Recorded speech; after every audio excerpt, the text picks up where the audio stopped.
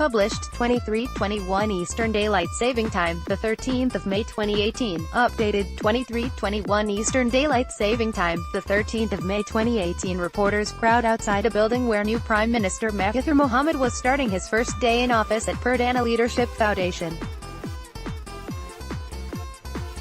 In Putrajaya, Malaysia's new Prime Minister Mahathir Mohamad, 92, officially got down to work Monday after his shock election win last week that broke the six-decade stranglehold on power of a corruption-riddled regime. The elderly leader, who is starting his second stint as premier after having previously been in office for 2 decades, arrived at the office of a foundation he runs in the administrative capital Putrajaya. He arrived in a black car, which was part of a convoy that included police vehicles, and briefly rolled down the window to wave at waiting reporters. He was due to hold meetings with senior civil servants. The stock market opened for the first time since Wednesday's polls but did not slide as heavily as had been anticipated after Mahathir said in a speech Sunday to calm investors. Initially lost 2.7% but quickly won back ground and was down just 0.2% about an hour after opening. Local currency the ringgit slipped as much as 0.9% against the US dollar. Ui Chin Hock, a dealer with SJ Securities, told AFP he believed the government is supporting the stock market to make sure there is not too much volatility.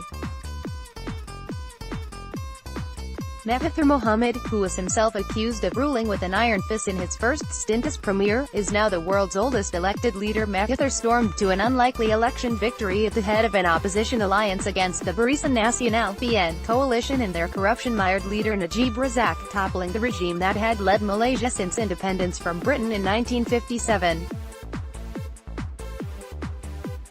Mahathir, who was himself accused of ruling with an iron fist in his first stint as premier, is now the world's oldest elected leader. In an extraordinary volte-face, he threw in his lot with parties that he crushed while in power as they sought to oust Najib, who has been accused of involvement in plundering billions of dollars from Sovereign Wealth Fund 1MDB. Najib and the fund deny any wrongdoing. The weekend, Mahathir slapped Najib and his unpopular wife Rosmah Mansur with a travel ban as speculation mounted they were about to flee the country.